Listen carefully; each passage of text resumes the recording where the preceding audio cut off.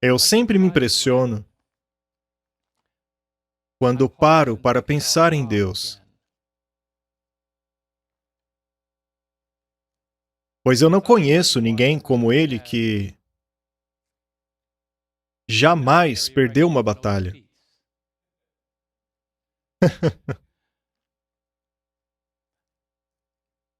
Eu não tenho amigos, além de Jesus, capazes de enfrentar o amanhã sem o menor sinal de medo. Eu quero que saibam que, como igreja e como povo, estamos no limiar de tempos difíceis de imaginar.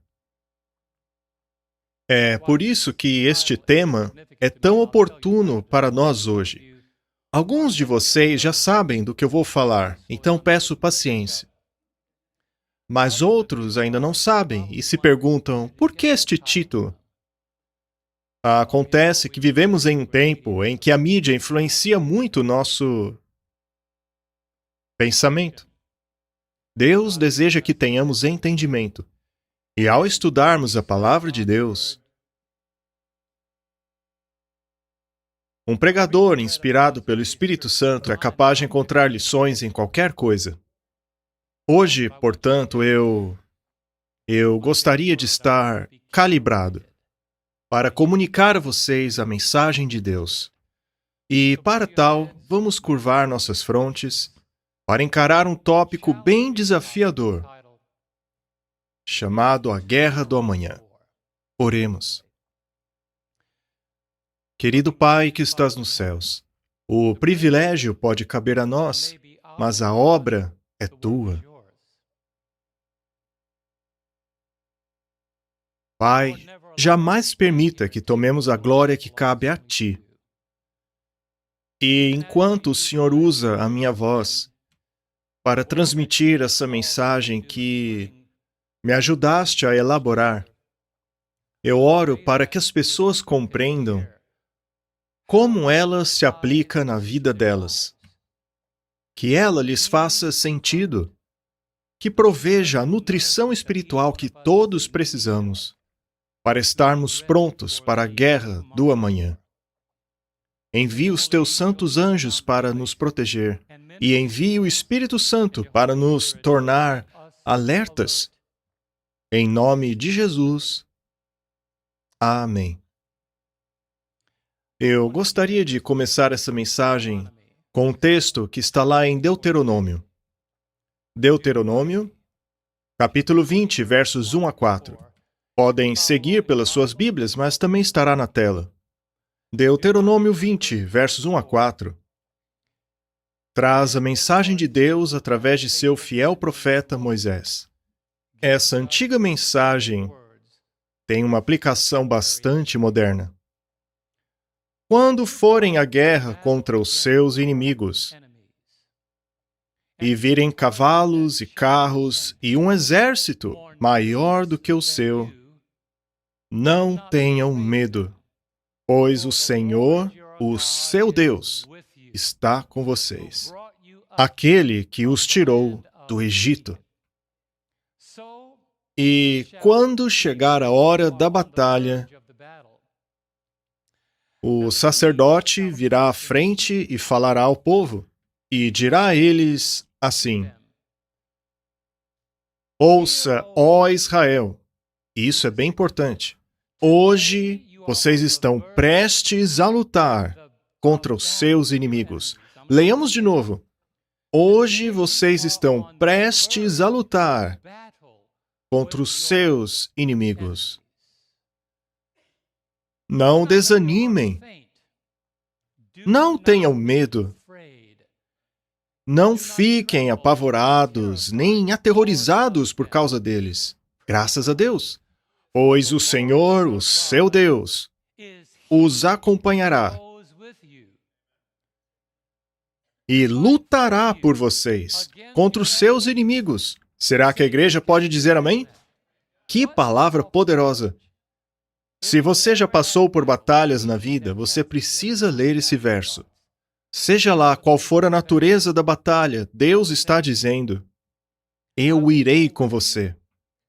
lutarei por você contra o seu inimigo. O que eu sempre digo é, mais Deus é igual à maioria. Quando se tem Deus ao seu lado, você não precisa de ninguém mais. Quando Deus está com você, quem será contra ti? Quando Deus aparece, já não importa quem não apareceu. Quando Deus atende a ligação, já não importa quem deixou de atender.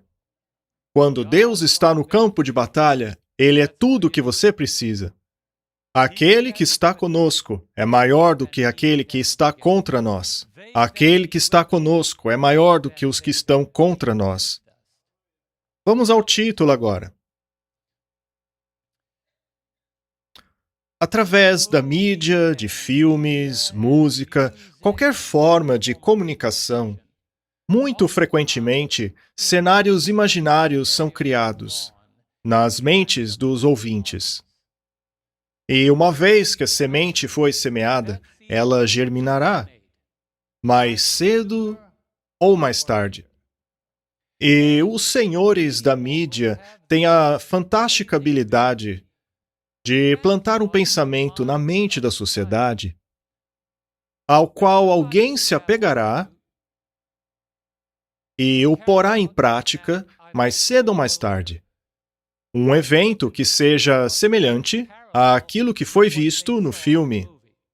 Por exemplo, quando garotos assistem filmes de guerra, eles querem lutar. Quando as pessoas assistem um filme sobre algum atleta que se superou, as pessoas querem correr. Se sentem empoderadas, energizadas. Quando vemos uma bela história de amor, se você é bem casado, você chora junto. Quando vemos algo engraçado, nós damos risada junto.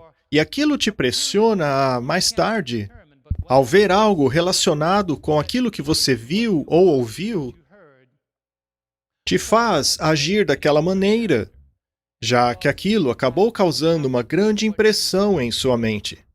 Bem, os roteiristas e diretores deste novo filme chamado A Guerra do Amanhã. Bem, o enredo do filme é o seguinte. No futuro, 30 anos a partir do presente, de acordo com os roteiristas, pessoas virão do futuro para o nosso presente, dizendo que uma guerra está sendo travada pela sobrevivência de cada um neste planeta.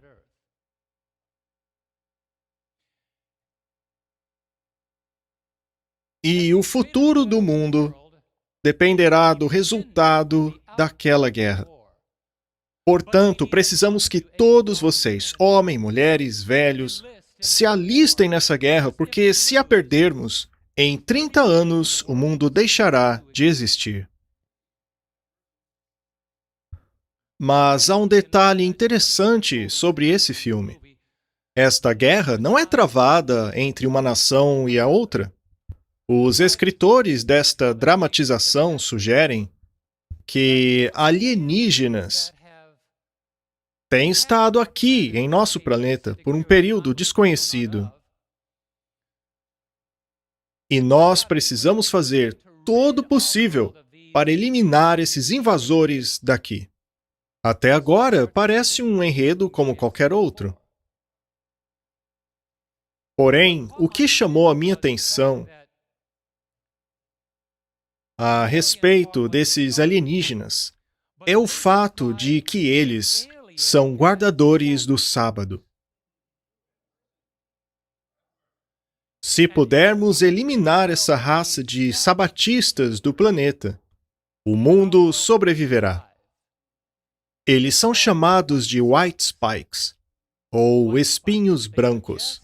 E o filme sugere que o melhor tempo para atacá-los é entre o sexto e o sétimo dia, pois no sexto dia eles começam a voltar para seus ninhos, para os seus esconderijos, a fim de guardar o sábado. E se os atacarmos neste dia, temos uma grande chance de nos livrar deles. Eu pensei comigo mesmo, que coincidência, não? Que coincidência estarmos à beira de uma guerra, a qual a Bíblia descreve como sem precedentes. Satanás já está organizando as suas tropas para lutar contra aqueles que honram o sábado de Deus. Eu não acredito nem por um momento que o enredo deste filme tenha sido um acidente ou uma coincidência. Eu acredito que Satanás, que controla as mentes destes roteiristas, tenha instigado, introduzido alguma sugestão de que quando o sábado se tornar relevante em meio a um mundo caótico, como por exemplo do clima que está saindo do controle, no qual não se pode reverter os efeitos da mudança climática, você acredite nela ou não. Mas quando a sugestão for feita de que, se honrarmos um dia, Deus se agradará e talvez possamos salvar o planeta, haverá um movimento para que o mundo se una a fim de honrar um dia específico da semana, na tentativa de aplacar a fúria de um Deus que está punindo o nosso planeta por nos recusarmos a honrar um dia que ele estabeleceu. Mas quando essa sugestão for feita, eu lhe garanto que eles não farão nenhum plano de honrar o sábado da Bíblia. Os planos do mundo serão para honrar em um dia estabelecido pela tradição de homens, uma tradição pagã, o dia do sol. E, para quem não sabe, isso já está a caminho. O acordo climático, sobre o qual já falarei daqui a pouco, é um sinal de que os líderes mundiais já estão se reunindo na tentativa de elaborar soluções para a sobrevivência de nosso planeta. Seja com gases verdes, com combustíveis fósseis, o que você imaginar. Pode ser que já esteja acontecendo ou não. Mas o fato é que o nosso planeta está à beira do colapso. E aqueles que optarem por fecharem os seus olhos dirão: isso é tudo coincidência. Ora, será que foi coincidência os animais irem de par em par para a Arca de Noé? Naquela época devem ter dito: isso acontece a cada tantos anos. Mas os filhos de Deus percebem que há algo acontecendo. Portanto, quando eu ouvi falar sobre isso, eu fiquei intrigado.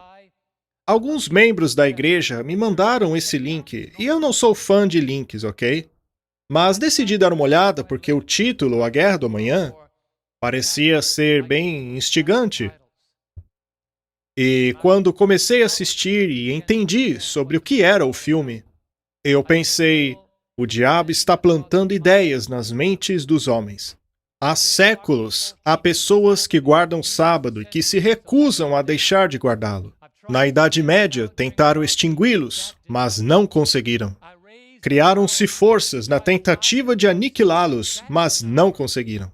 E hoje, mais uma vez, buscam estratégias a fim de varrer do mapa aqueles que se recusam a trazer glória a Satanás. É desejo do diabo ser como o Altíssimo, mas esse povo se recusa a desconectar-se do Deus do sábado.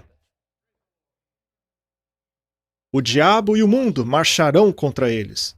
E como vimos em Apocalipse, 3 espíritos imundos em forma de rã sairão da boca do dragão, da boca da besta e da boca de falsos profetas. Eles irão aos reis do mundo e a todo o planeta para reuni-los para a batalha do grande dia do Senhor.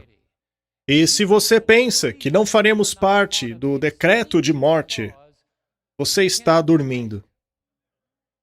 Pois o diabo nunca se satisfaz quando a verdade triunfa, quando a luz de Deus continua a brilhar mais e mais, como foi nos dias de Mordecai. E cada pessoa que permaneceu fiel nessas guerras e batalhas fazem parte do livro de história de Deus. Todos aqueles que em algum momento da história se depararam com uma força que procurou eliminá-los, aprenderam a seguinte lição: Deus nunca perde a batalha. Quando você está do lado de Deus, você está do lado vencedor. Não existe derrota, mas Deus só permanece ao nosso lado quando nós escolhemos estar do lado dele. Aproxime-se de mim E eu me aproximarei de você, disse ele. Se aproximar de Deus é se afastar do diabo. E eu tenho algo muito importante para lhes dizer. Existe algo urgente que o povo de Deus precisa compreender. Chegará um ponto em que estaremos vivendo nos últimos dias. E eu digo para vocês que isto já começou. Tudo ao nosso redor, até mesmo a natureza está gritando. Não podemos esperar para sermos resgatados do caos ao nosso redor. Quero mostrar algo que li na revista Sinais dos Tempos. Se trata de uma citação muito inspirada. Gostaria de ler para vocês antes de olharmos para a tela. Revista Sinais dos Tempos, de 1884. Vejam que palavras amedrontadoras, mas ao mesmo tempo encorajadoras. Diz assim: homens em posições de responsabilidade não apenas ignorarão e desprezarão o sábado, mas do púlpito sagrado insistirão para que o povo observe o primeiro dia da semana, apresentando a tradição e o costume a favor desta instituição humana. Agora preste atenção. Eles apontarão as calamidades na terra e no mar, as tempestades de vento, as inundações, terremotos, destruição por fogo, como sendo os julgamentos que indicam o desagrado de Deus, porque o domingo não está sendo observado como santo. Essas calamidades aumentarão mais e mais. Um desastre será seguido por outro. E aqueles que desprezam a lei de Deus apontarão para os poucos que ainda guardam o sábado do quarto mandamento, como aqueles que estão trazendo a fúria de Deus para o mundo. Este engano é um artifício de Satanás, que ele usará para enredar os descuidados. Mas que citação, hein? Sabe, eu serei um pouco forte hoje. Há pessoas que insistem em dizer que Ellen White é irrelevante. Olha, isso é o problema delas. Não é o meu. Deus, em sua misericórdia, nos proveu colírio para os olhos, através de pessoas que se submeteram ao Espírito Santo. E glória a Deus por isso. Isto, para mim, é um indício do fato, conforme disse o texto, de estarmos prestes a lutar contra o inimigo. E o nosso inimigo é o próprio Satanás. Nosso inimigo não são aqueles que vão na igreja em qualquer dia da semana, mas quando Deus traz luz a você, removendo as trevas, trazendo verdade no lugar da mentira, uma compreensão clara ao invés da confusão, e ainda assim rejeitar essa luz, mesmo antes da marca da besta, você consentiu. De forma que quando a marca da besta chegar, você estará perfeitamente disposto a aceitá-la. Alguns acham que a marca da besta ainda não está aí, mas para alguns ela já chegou. Algumas pessoas já ouviram perfeitamente, claramente a palavra de Deus, mas ainda assim decidiram conscientemente permanecer contrária a ela. Não me importa o que a Bíblia diz, eu não acredito nisso, eu não entendo assim, eu estou feliz aonde estou. Essas pessoas já receberam a marca espiritualmente. Quando a marca finalmente chegar, elas a abraçarão com toda a força. Tome cuidado com essa ideia de que o perigo da marca da besta chegará apenas quando o mundo for confrontado com ela, pois há pessoas hoje mesmo que estão fechando a própria porta da graça, pois alguns, apesar de terem recebido a luz, já a rejeitaram. Muitos amam as trevas mais do que a luz. Estamos à beira do conflito. Alguns sugerem que essas palavras são irrelevantes hoje, mas à luz do que está acontecendo hoje, as palavras que lemos parecem muito relevantes. Estão cobertas de relevância. E glória a Deus por isso. Seja lá qual for a razão pela qual o mundo está diante dessa crise, a nossa sociedade está em pedaços. Está despedaçada, como um biscoito colocado no leite. Não há nada que se possa fazer para repará-lo. Não há maneira de consertar esse planeta. A única solução para este mundo é Jesus. É por isso que eu digo aos pastores recém-formados: preguem como se não houvesse amanhã. Proclame como se Jesus fosse voltar nos próximos 10 segundos. Não permita que ninguém o atrase dizendo: por que você está tão empolgado? Ora, Deus não precisa de mancos espirituais. Deus está à procura de homens e mulheres determinados que chamem o pecado pelo nome.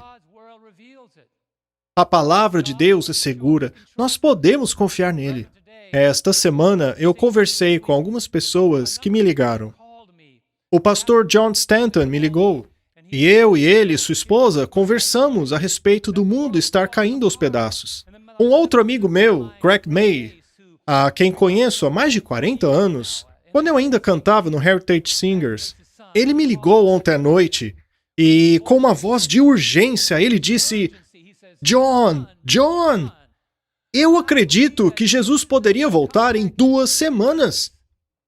Ele não quis dizer que todas as profecias se cumpririam em 2 semanas. O que ele quis dizer é que, se você vive na Califórnia, você tem a impressão de que Jesus poderia voltar em 2 semanas.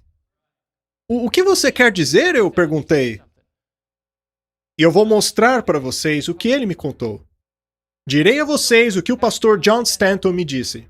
O pastor John Stanton me ligou e disse: veja, acabamos de voltar da Califórnia. Nós dirigimos até São Francisco para curtir a viagem ao longo da Golden Gate, aquela ponte famosa. Fomos a um lugar gostoso onde as pessoas costumam estacionar e brincar na água. É um lugar muito gostoso, é legal estar lá. Minha esposa e eu já fizemos isso várias vezes. Estacionar o carro lá no Pier 39 sempre foi muito seguro. Acontece, porém, que algo está acontecendo na Califórnia que ele nunca viu na vida dele. A cidade está fervilhando de assaltos. E eu perguntei: como assim fervilhando de assaltos? Ele disse que em plena luz do dia, bandos, gangues com armas e máscaras estão quebrando a janela dos carros com todo mundo olhando.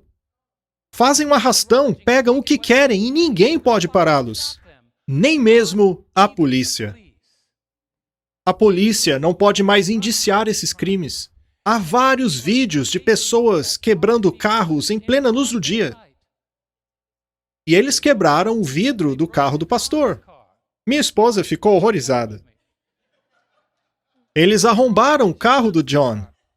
Eu não estou acostumado com isso, eu moro na Califórnia. Eles roubaram minha mochila, meu iPad, meu laptop, tudo que podiam. Eu perdi cerca de $4.000 nisso. Graças a Deus eu fiz um backup de todos os meus arquivos. Graças a Deus. Aconteceu em plena luz do dia. As pessoas viam, não podiam fazer nada. Nem a polícia pode mais. Segundo ele, o crime está aumentando tanto que eles estão relevando certos tipos de crime porque não dão conta de tudo. Se aquilo que foi roubado fica debaixo de um certo valor, não é feito nem um boletim de ocorrência. As pessoas estão simplesmente invadindo lojas, pegando tudo o que querem, sem a menor resistência. Os seguranças da loja e os funcionários podem apenas olhar, sem fazer nada para impedir. Todas as lojas de conveniência.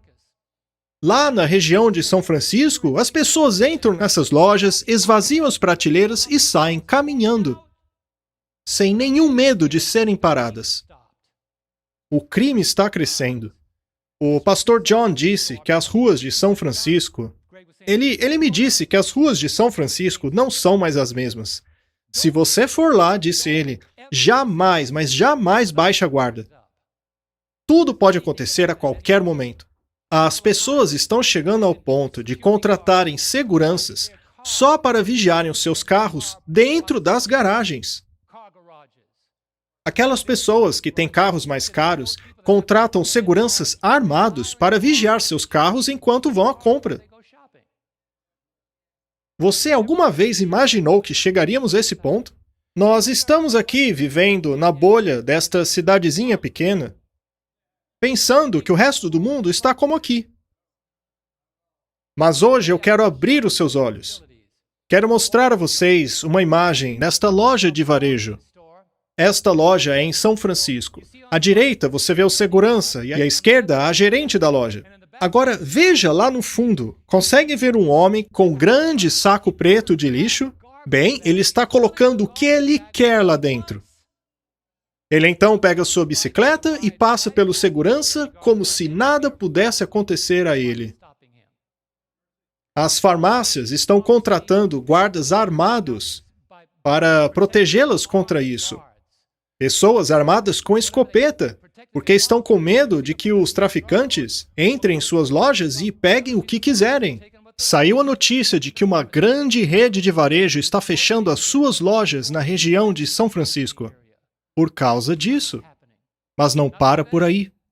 Esta é outra rede de varejo. Esses caras chegaram encapuzados, pegaram o que quiseram e correram de lá. Segundo as notícias, as lojas estão começando a tomar as próprias medidas para combater o problema. O que elas estão fazendo é colocar dispositivos de rastreio nas caixas, de forma que se você colocar algo na sua mochila e sair correndo, o portão fecha bem na sua frente. Eles não podem mais contar com a polícia. E se você acha que eu estou inventando isso, leia você mesmo. Eu não gosto de sensacionalismo. Eu digo do jeito que é. Isso é apenas a ponta do iceberg. O mal não tem mais medo da punição. Está acontecendo no Oeste. Por outro lado, os nossos recursos naturais ou estão sendo queimados ou varridos pela água. As florestas estão queimando e os lagos secando. Este é um mapa. É um mapa daquilo que começou no Oeste e está indo para o Leste. Veja as cores: seco, moderado, severo, extremo e excepcional. Agora veja a cor excepcional em Las Vegas, Salt Lake City, São Francisco. Todas as regiões vermelho escuro já entraram no regime de racionamento de água. Você já vai entender o que eu estou dizendo. Deixa eu mostrar umas fotos para você. Esta é uma imagem do Lago Folsom. Isso é hoje. As pessoas costumavam andar no Folsom Lake de jet ski.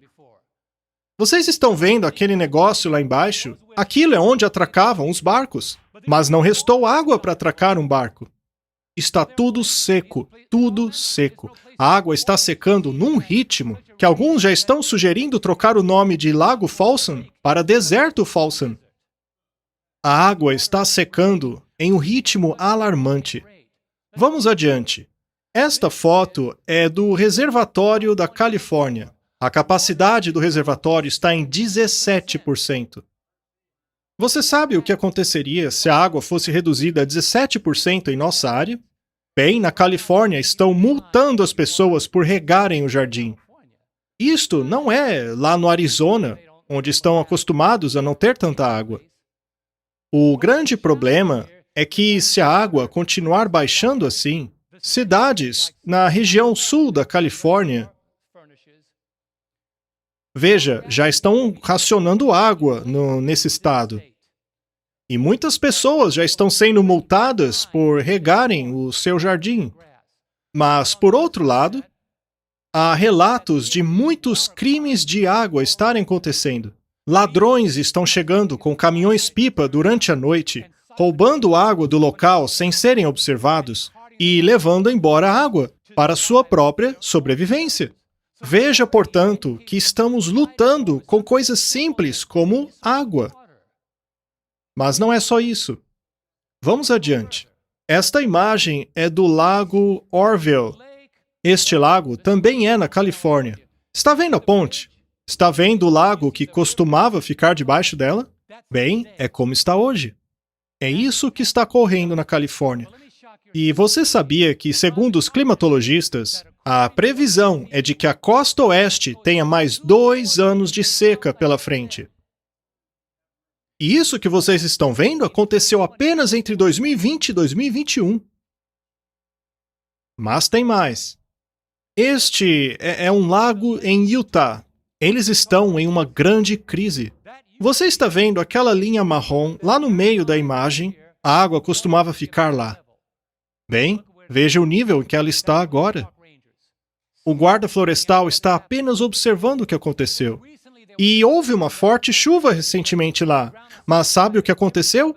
O chão estava tão seco que toda a água foi drenada para o fundo da terra. A água primeiro precisa encher lá embaixo para finalmente sobrar para a superfície. Tem uma cidade lá na Califórnia que dizem: olha, se você estivesse aqui, nesse exato local, em 2019, você estaria 30 metros abaixo da água. Acontece que a água secou, e agora é possível ver cidades que estavam debaixo da água há décadas. Hoje em dia é possível atravessar rios que antes eram considerados perigosos por sua correnteza. Agora veja isso. Essa imagem é simplesmente impressionante. Vocês estão vendo aquele número lá embaixo? 99,94% é a porcentagem de seca em Utah. Foi-se embora 99,94% da água em Utah. É isso que eles chamam de seca excepcional. Este lugar era cheio de água. E o pouco que resta lá no fundo está desaparecendo. Mas tem mais. Vocês estão vendo a linha mais clara ali? Este é o Lago Mead. Ele já secou 42 metros. A água costumava ficar ali, naquela divisão. Mas alguns podem dizer, 42 metros não é muita coisa. Bem, pode não parecer muito, mas apenas 2 metros de água daquele lago equivalem a mais de 1 trilhão de litros de água. Água desperdiçada que o homem não poderá usar. Os níveis de água do lago chegaram a tal ponto que a água não está alcançando nem mesmo as turbinas. A hidrelétrica não funciona. Veja que é como um dominó. É um fator levando ao outro. A água não chega à turbina. A turbina não pode funcionar. Isto significa que muitos lugares não terão energia elétrica. As turbinas deste local, por exemplo, dão energia ao Colorado, assim como os estados abaixo dele. Então, sem água, sem energia. Vejamos agora a represa de Colorado. É a represa de Hoover. Vocês conseguem ver onde o nível da água costumava chegar? Assim como a outra hidrelétrica, essas turbinas também não conseguem girar. Não há água suficiente que chegue nelas. Agora, veja a próxima foto. Este é o Lago Mead. Veja como o lago se parecia em 1984. Agora veja 2020. E lembre, isso foi no ano passado. Está ainda pior hoje. Mas tem mais. O que dizer dos incêndios? Os incêndios da Califórnia. Conforme disse um bobeiro esta semana, estes incêndios são de proporção bíblica. Nós simplesmente não podemos pará-los. Eles estão simplesmente progredindo. As imagens são simplesmente impressionantes. Esta é a Califórnia. Agora veja o Canadá. O Canadá disse que em toda a sua história de registros, nunca houve um incêndio como esse. Agora veja a situação. O que você precisa para apagar fogo? Água? Ora, se não há água suficiente, e os incêndios também são na costa oeste, eles não têm saída. Mas vamos continuar. Vejam esta foto. Ela é de Washington. Washington nunca foi um estado conhecido por incêndios, mas hoje eles dizem que estão vendo incêndios como nunca viram antes. A costa oeste está virando cinzas. Sabe, ontem eu estava falando com o Greg, e nós costumamos conversar sobre equipamento de áudio. Ele sempre me mantém atualizado sobre os últimos lançamentos. Bem, aconteceu que ele me ligou, e do momento em que eu respondi, percebi que a voz dele estava diferente. Meu Deus, disse ele, você não vai acreditar, Johnny. Estamos cercados pelo fogo. Nossas árvores estão marrons. Estamos a um fio de entrar em extinção. Ore por nós. Minha mãe está preocupada com uma amiga dela que perdeu o marido recentemente. Ela disse, ore por nós, filho, não sabemos o que fazer. Estamos orando por chuva. O fogo está se aproximando de nós. Não sabemos o que fazer. Vamos avançar. Veja, eu quero que vocês entendam o que está acontecendo. Vejam os incêndios em Oregon. Assim como a Califórnia, o Canadá e Washington, esse também está fora de controle. Não há bombeiros suficientes. Bombeiros estão sendo enviados de todas as partes do país para ajudar. O problema é que essa seca que começou no oeste está vagarosamente indo para o leste. Estão dizendo que os incêndios em Oregon estão tão fortes que criaram até mesmo seu microclima. Vocês ouviram isso nos jornais? As nuvens dos incêndios estão formando tempestades. O problema é que os relâmpagos das tempestades criam o quê? Mais incêndios. Essas nuvens produzidas pelos incêndios produzem ainda mais relâmpagos e mais incêndios. Queridos, a própria Terra está nos dizendo o quão próximo estamos do fim. Veja essas imagens de Chicago e Nova York. Esta poluição é a fumaça da costa oeste. Não dá nem para ver a cidade de Nova York. A fumaça chegou até mesmo nessas cidades. Queridos, eu vou dizer uma coisa. Deus escolheu este pequeno local em que vivemos hoje. Veja só o que está acontecendo nessas cidades. Veja, costumamos reclamar da chuva daqui, não? Graças a Deus por ela. Amém? Ora, que venha a chuva. Que chova ainda mais, Senhor. Encharque meu jardim. Minhas árvores estão crescendo tão rápido que nem consigo podá-las direito. Mas acontece que essas coisas estão se movendo do oeste para o leste e também para o norte. Lugares como Montana, Wisconsin e Dakota do Norte também estão sofrendo com esses incêndios. Deus está nos dizendo para acordar.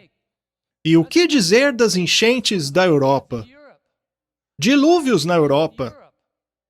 Essa foto aí não é sequer na Alemanha. Ocorreram enchentes por toda a Europa. Pessoas perderam suas posses num piscar de olhos. Agora sim, vamos à Alemanha. Alemanha e Bélgica. Veja todos esses carros empilhados causados pelas enchentes.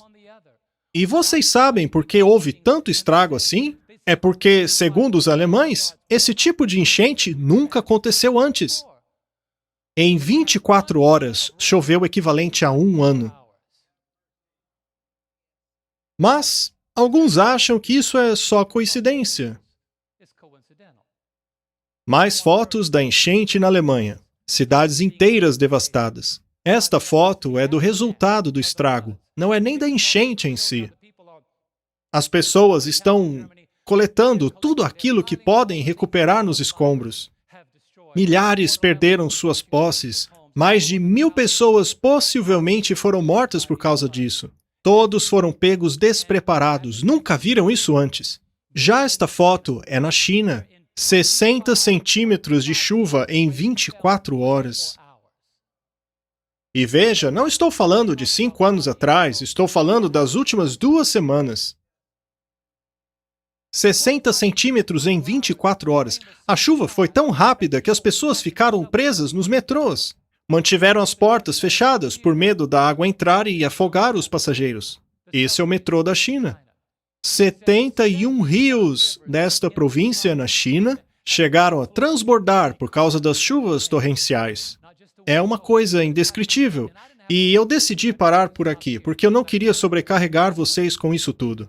A minha intenção era apenas fazer com que vocês percebessem o mundo que vivemos hoje. Toda a criação está nos dizendo que vivemos no limiar de uma crise estupenda. O que mais, queridos, o povo de Deus precisa ver para entender que Deus está nos dando tempo para dizermos às pessoas para acordarem, Jesus está voltando. Este é o momento de urgência. A Bíblia nos alerta sobre isso. O Senhor nos diz em Mateus 24, verso 7, nação se levantará contra nação, e reino contra reino.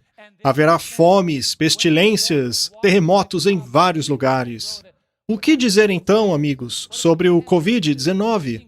Pestilências é o que foi profetizado. O que dizer então da variante Delta? Milhões de pessoas morrendo. Na Índia, estima-se que quase 4 milhões de pessoas já morreram por causa do impacto do Covid-19. Alguns, no entanto, acham que o vírus não existe. Acham que é um plano do governo para controlar a humanidade.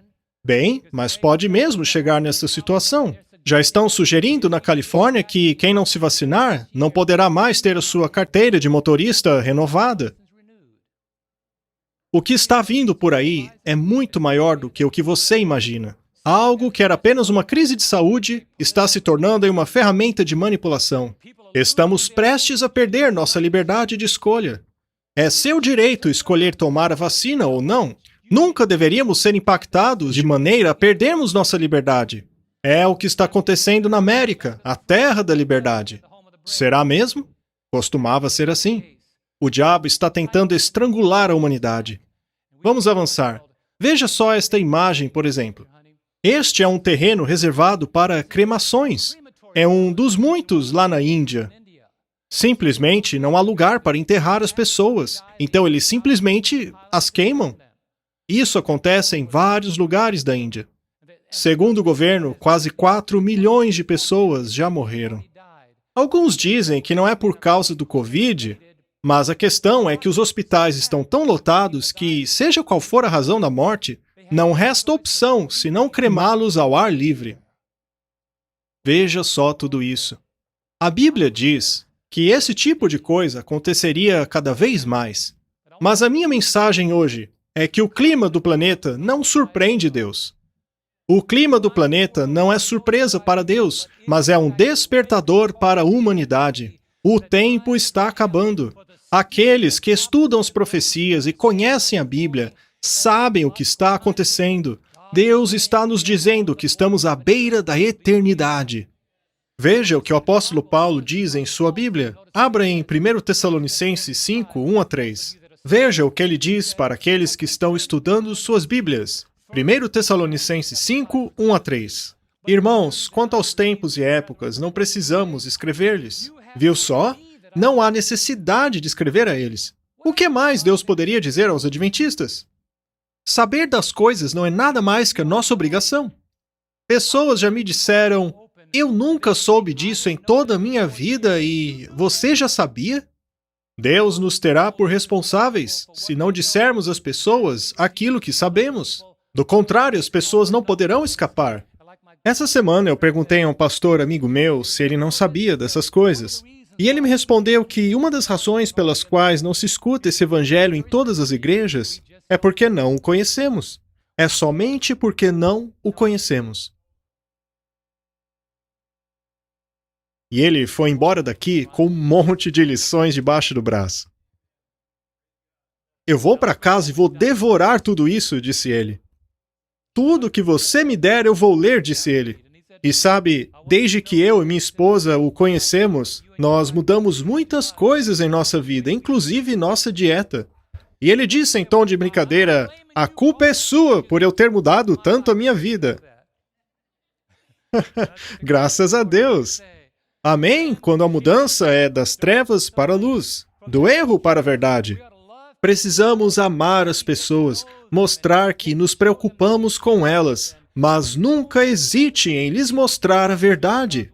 Esta é a missão que Deus deu para nós. Nossa missão não é ficar esquentando o banco da igreja esperando que Jesus volte e nos leve para o céu na primeira classe. Vá para as ruas, diz Deus. Diga às pessoas que Jesus está voltando. Urgência! Eu garanto a vocês que muitos que morreram nessas enchentes morreram sem Cristo. Ellen White diz que muitos descem à sepultura sem Cristo. É este o desejo do inimigo. Voltando à Bíblia, considerando os tempos, meus amigos, vocês não precisam que eu vos escreva, uma vez que vocês sabem perfeitamente que o dia do Senhor virá como um ladrão na noite. Quando disserem paz e segurança, eis que lhe sobrevirá repentina destruição, assim como as dores de parto de uma mulher grávida. Vamos ler o fim juntos? E eles não escaparão. O que podemos ver nisso tudo que está ocorrendo hoje? Qual é a mensagem de Deus para nós? Voltemos para a inspiração que foi escrita para nossa admoestação. E eu acho impressionante a localização deste texto. Testemunhos para a Igreja, volume 9, página 11. 911. Leiam comigo. A condição das coisas no mundo revelam que tempos difíceis estão às portas. Eu pergunto a vocês, por que alguém ficaria bravo ao ler isso? Os jornais estão cheios de indicação de um conflito terrível no futuro próximo. Roubos ousados. Eu acabei de mostrar a vocês, roubos ousados ocorrerão frequentemente. Revoltas. são comuns. Furtos e assassinatos são cometidos por toda parte. Homens possuídos de demônios estão tomando as vidas dos homens, mulheres e até criancinhas. A humanidade se tornou cheia de vício. Toda espécie de maldade prevalece. Esse é o nosso mundo. Nós, porém, vamos ao nosso quintal, cheiramos a grama e dizemos, está tudo bem. Queridos, olhem para as cidades grandes. Veja St. Louis, por exemplo. Lá, as pessoas estão voltando a usar máscaras, pois não levaram a sério a crise do Covid-19. E agora ela está crescendo exponencialmente, não muito longe de nós. Mas em nosso estado ainda podemos escolher se queremos usar ou não. Mas muitas dessas grandes cidades estão começando a culpar os locais que deram a liberdade de escolha. Os governadores e líderes de outros lugares estão dizendo que a causa desse novo surto, a culpa disso é dos que não se vacinaram. Podem ver aonde isso está indo? Podem ver a direção? Sereis odiados de todas as nações. Sereis odiados por não se adequarem ao que a sociedade comum defende. Seremos marginalizados. Vivemos em tempos solenes. Mas eu repito, queridos, isso tudo não deveria ser uma surpresa para o povo de Deus. Sabe, o cenário mais instrumental é aquele encontrado no texto que lemos na abertura. Moisés escreveu, direcionado a nós, os cristãos de hoje. Hoje vocês se encontram à beira da batalha contra o inimigo. Se você não acredita que estamos à beira da guerra do amanhã, tudo o que você precisa fazer é se refamiliarizar com as palavras de Satanás. Em Apocalipse 12, verso 17. Esta é a sua atitude. Este é o seu plano.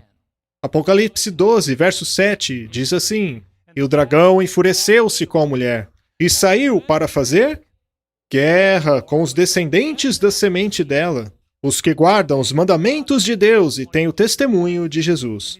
Queridos irmãos, eu não pretendo abandonar os mandamentos de Deus. Não apenas o sábado, mas todos os mandamentos de Deus. São 10 mandamentos. Não apenas um, mas 10 mandamentos. Certifique-se de que sua vida está em harmonia com Ele, pois pela graça de Deus posso fazer todas as coisas por meio de Cristo que me fortalece. Não guarde apenas o sábado, como faziam os fariseus. Eles abandonavam todos os outros.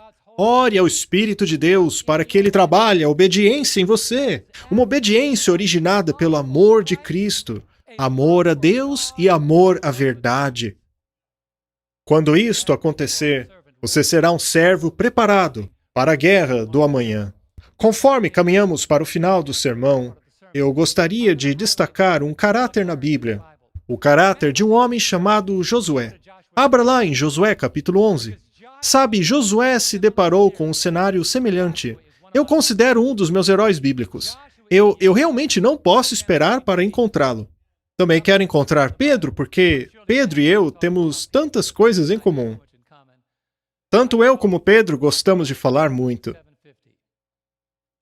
E eu louvo a Deus por Ele ter sincronizado a minha mente com o Espírito Santo. Mas Josué foi um jovem que enfrentou situações semelhantes àquelas que enfrentaremos no futuro. As forças opositoras de Deus se reuniram para batalhar contra o povo, os filhos de Deus. E o Senhor olhou para baixo, à procura de um homem que fosse fiel a Ele e lutasse contra as forças das trevas. E Ele encontrou um jovem chamado Josué. Leia Josué, capítulo 11, começando do verso 1. E aconteceu que quando Jabim, rei de Hazor, ficou sabendo dessas coisas, enviou uma mensagem a Jobabe, rei de Madom, aos reis de Sinrom e Aczaf, e aos reis do norte que viviam nas montanhas, na Arabá, ao sul de Kineret, em Cefelá e em Nafote Dorá, a oeste, aos cananeus a leste e a oeste, aos amorreus, aos hititas, aos ferezeus, aos jebuseus das montanhas, e aos heveus do sopé de Hermon, lá na região de Mispá. E saíram com todas as suas tropas. Quantas tropas? Todas. Era um exército imenso, tão numeroso como o quê? A areia da praia, além de um grande número de cavalos e carros.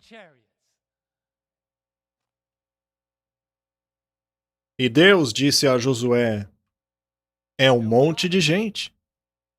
É um montão de gente. Todos se uniram juntos. Enquanto conversamos aqui essa noite, Satanás arregimenta o exército do Armagedon. Ele observa os assuntos. Ele procura obter vantagem das coisas que poderiam ser resolvidas de maneira diplomática. Ele escuta as câmeras do Congresso. Ele está atento aos homens de poder. Ele está de olho nos economistas. Há aquelas pessoas que podem decidir o que podemos comprar e o que não podemos comprar. Ele está organizando as coisas de maneira que o povo de Deus não encontre misericórdia. Alguém pode dizer, isso é alarmismo? Você está falando de coisas que não vão acontecer. Bem, você acredite no que quiser.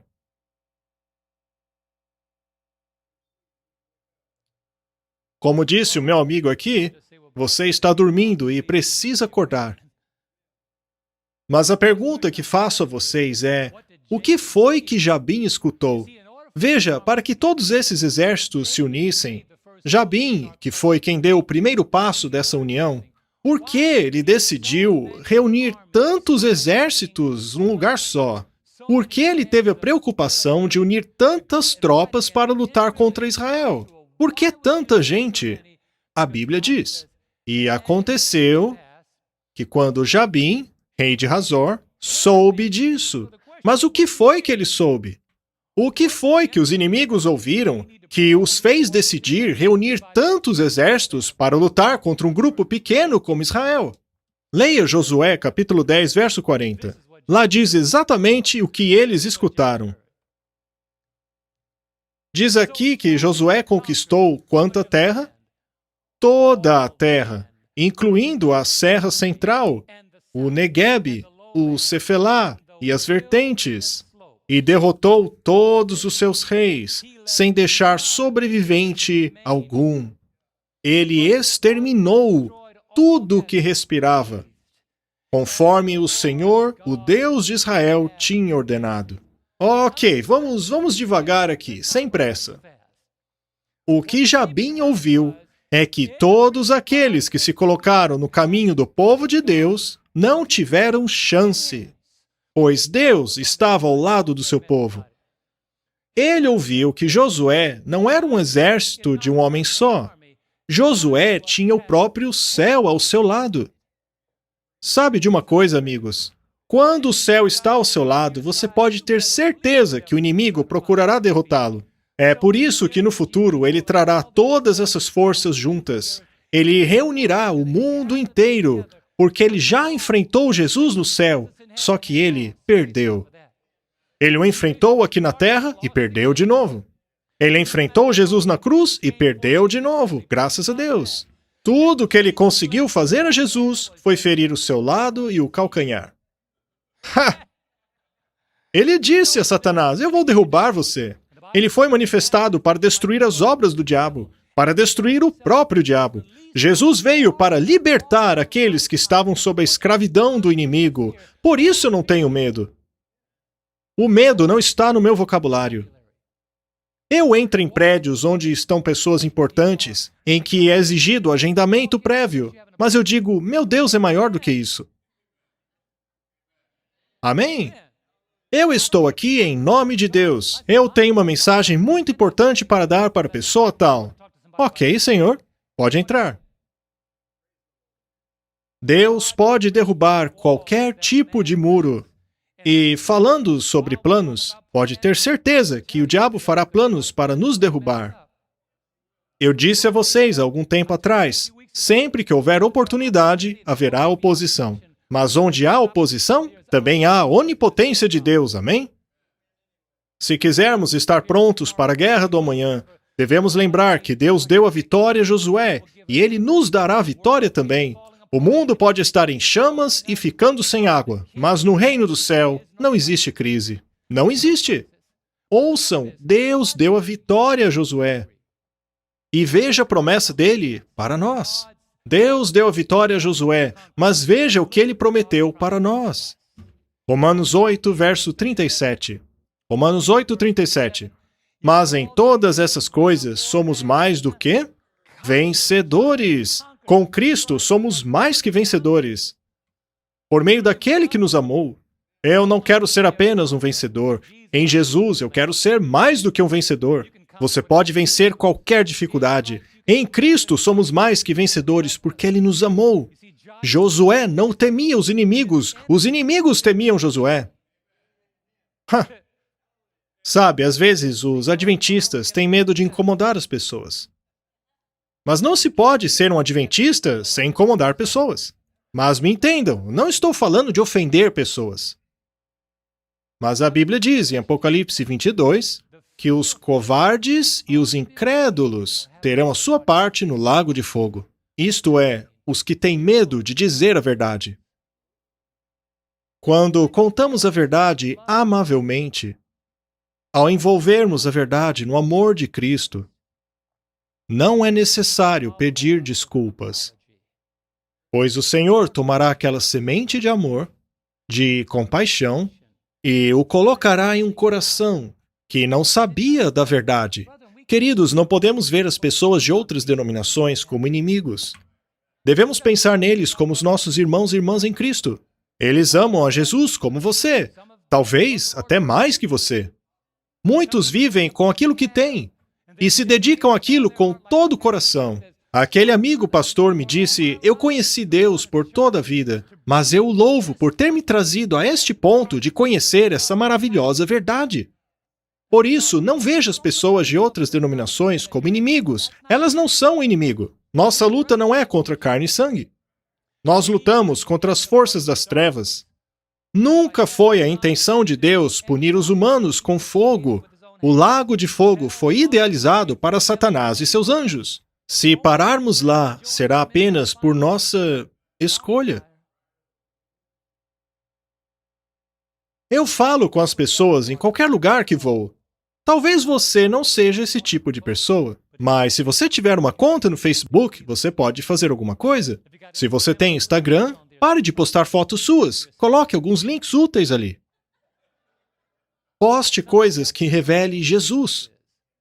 Coloque links para sermões do terceiro anjo. Coloque coisas que edifiquem as pessoas. Conteúdo que as ensine coisas que não sabem ainda. Seja um instrumento do bem. É isso que Deus disse a Josué, capítulo 10, verso 25. Quando Josué saiu para a batalha, os reis que saíram para lutar contra ele já haviam ouvido falar de Josué. Mas o que exatamente eles ouviram? Está lá no verso 25, capítulo 10.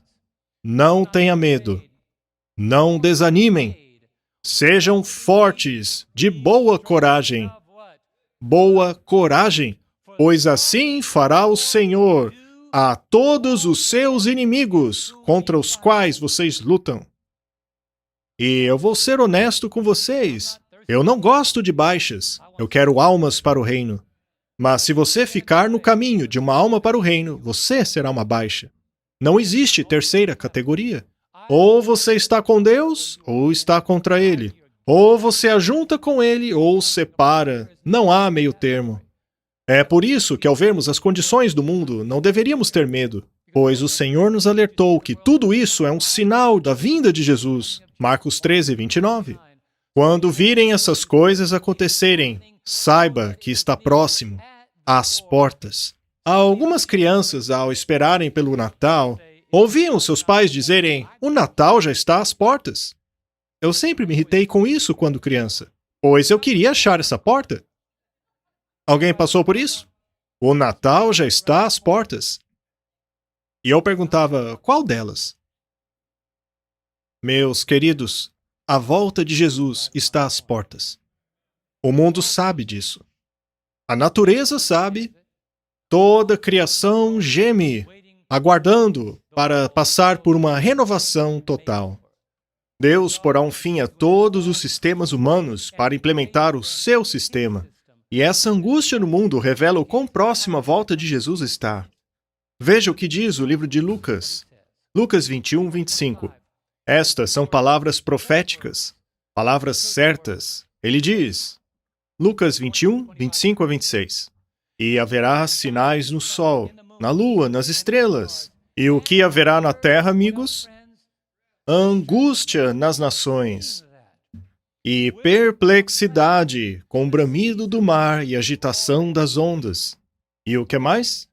E o coração dos homens, desmaiando de terror, pela expectação daquilo que está sobrevindo ao mundo, pois os poderes do céu serão abalados.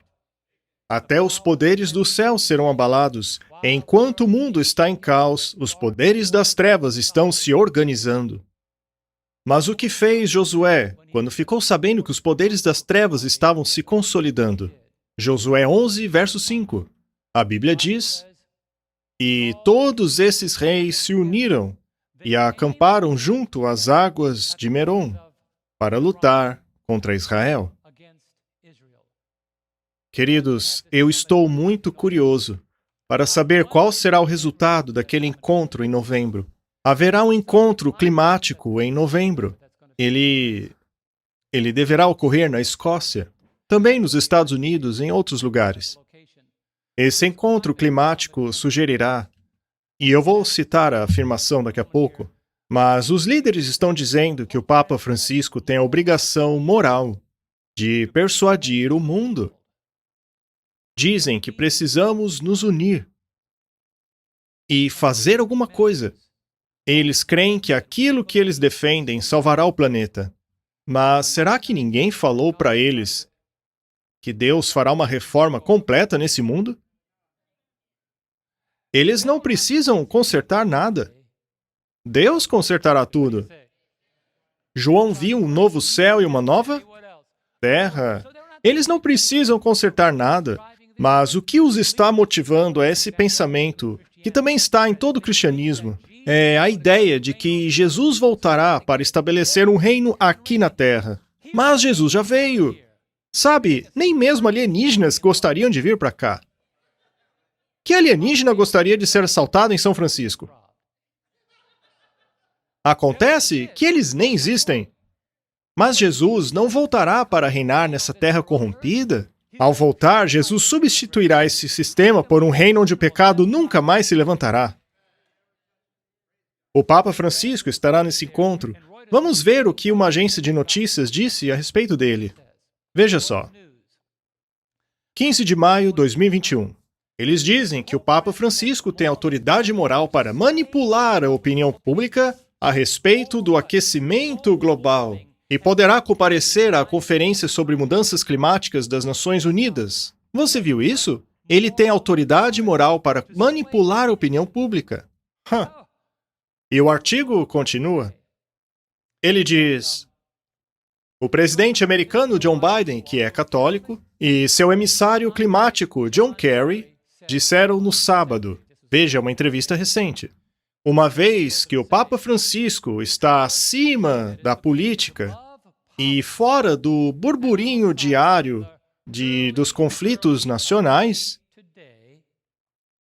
eu penso que ele pode chacoalhar as pessoas um pouco e trazê-las à discussão com o melhor senso da nossa obrigação comum, disse Kerry. Em outras palavras, Papa Francisco, precisamos que você chacoalhe o mundo. Traga as pessoas à mesa, diga a elas a obrigação delas. A minha obrigação é pregar Jesus. Um Jesus crucificado, enterrado, ressuscitado e que virá de novo. Esse é o nosso dever. E não consertar planetas, limpar cidades. É claro que o nosso dever é cuidar bem das coisas, somos mordomos de Deus. Mas temos uma obrigação muito maior do que essa. Não esqueça do que está escrito em Apocalipse 17. É Deus que está no controle dos eventos finais. Nada acontece sem a permissão dele. Ele declara o fim desde o começo. Desde a antiguidade, a vontade de Deus tem prevalecido. Queridos, Deus está no comando. Nada acontece fora da habilidade de Deus de orquestrar os movimentos finais. Vamos ler o que diz Apocalipse 17:17. Podemos ver condições que catalisarão os eventos finais. Ainda assim, Deus está no comando. Veja, por que essas forças se reúnem? Porque Deus colocou no coração deles o quê? Que cumpram seu propósito. Que tenham uma mesma mente e deem à besta o seu reino, até que se cumpram as palavras de Deus. E que besta é essa? É a besta de Apocalipse 13. A besta sobre a qual prostitutas se sentem em Apocalipse 17 é o poder político e religioso de Roma. Deus está dizendo, sim, podem dar o seu poder e autoridade à besta, pois eu estou prestes a cumprir a minha vontade. Deus está no comando. Então, ao considerarmos o mundo inteiro se reunindo, pode parecer assustador, até que você leia o Diário de Josué. É isso mesmo, o Diário de Josué. O diário dele. Encontramos esse diário em Josué, capítulo 1, verso 5. O que deveria o povo de Deus esperar? Qual deve ser a nossa expectativa? Veja o que está escrito lá. Ninguém. Repitam comigo.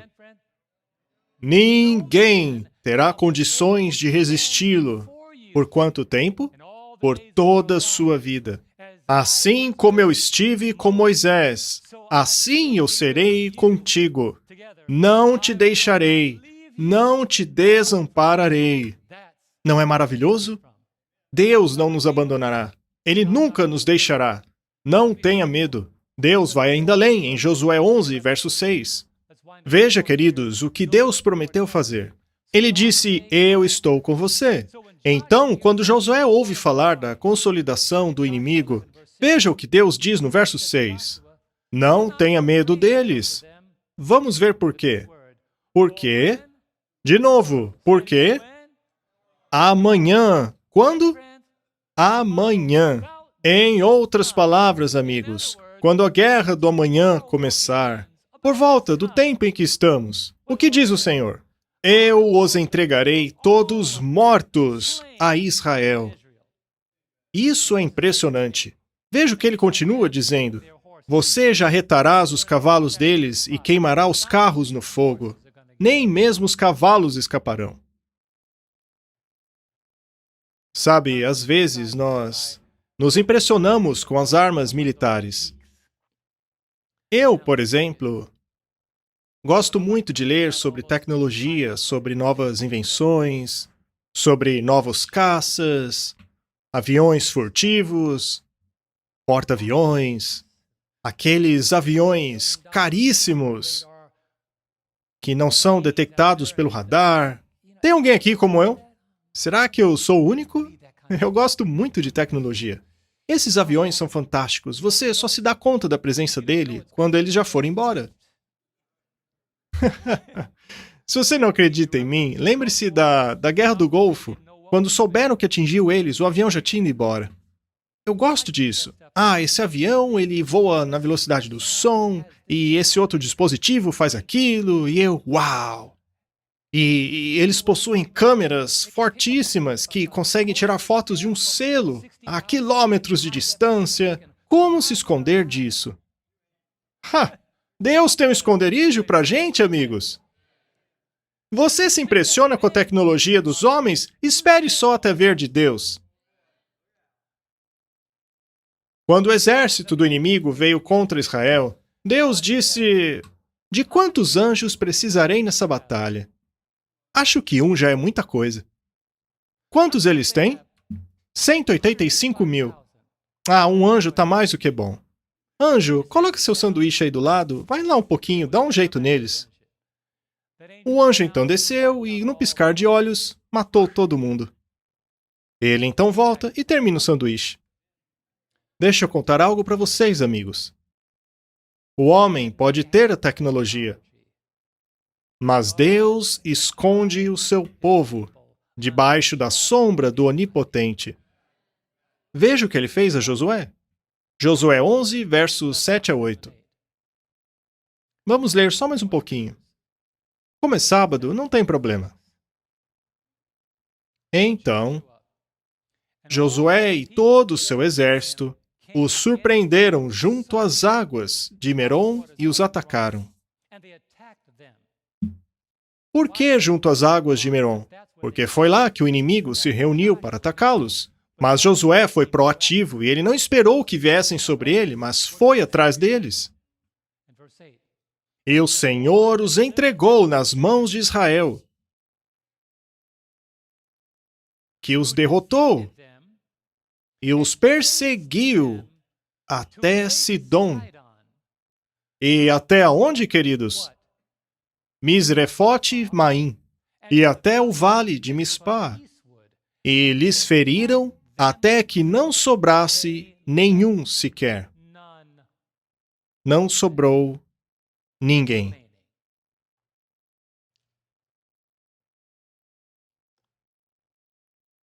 Quando o grande conflito terminar,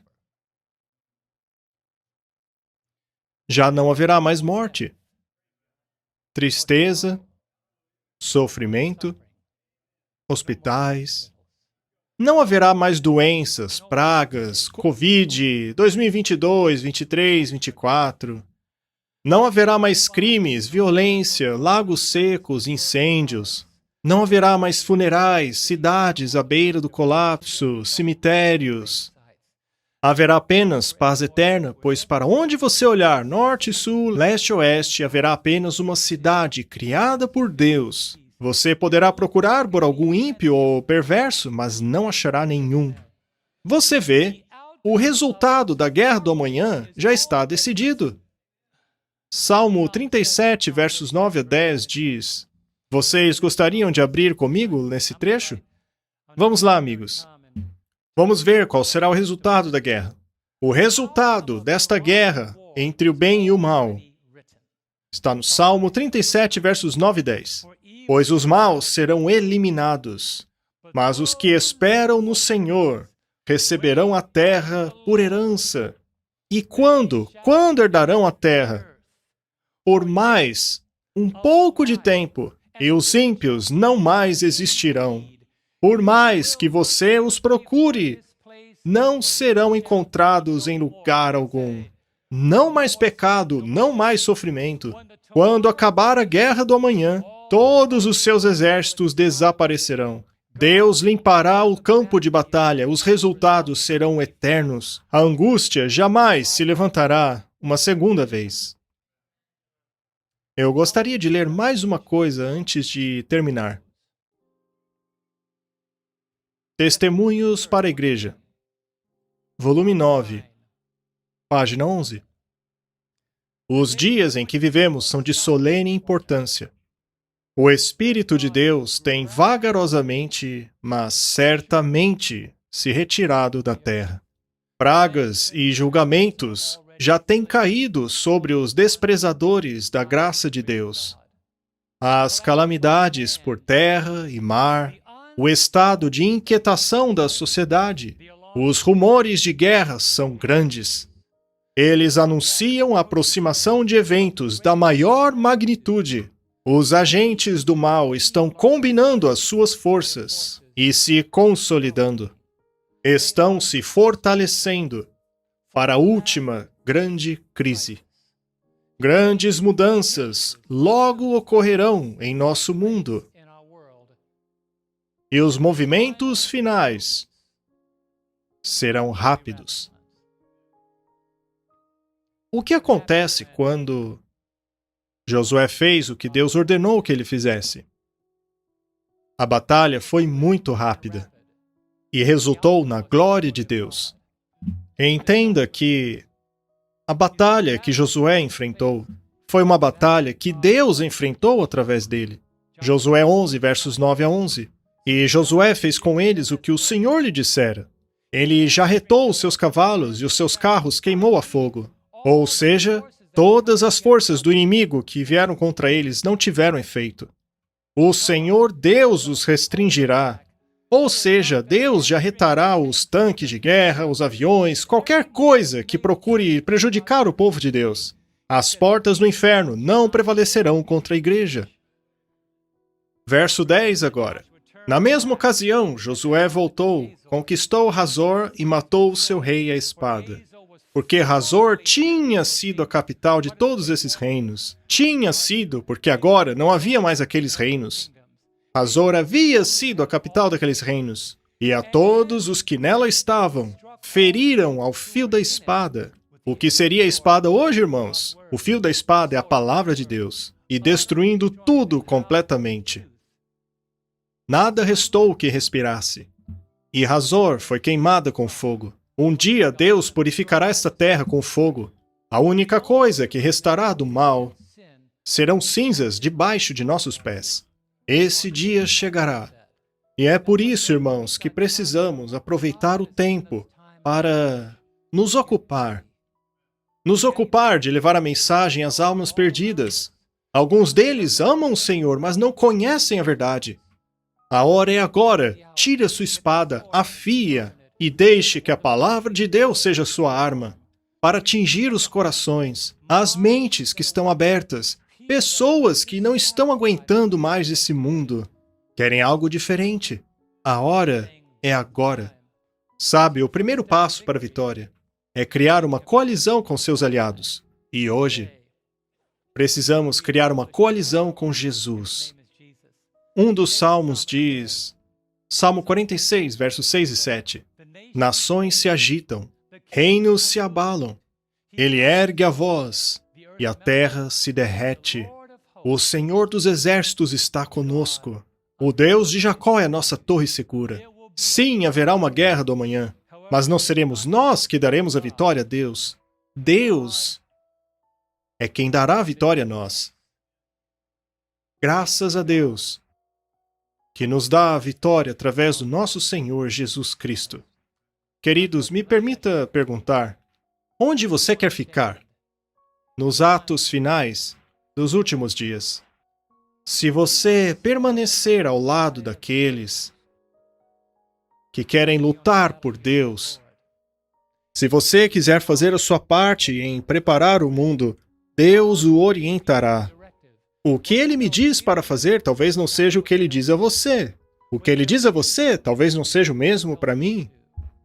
Mas de um jeito ou de outro, se você quiser se envolver em preparar outros para a vinda de Jesus, levante-se.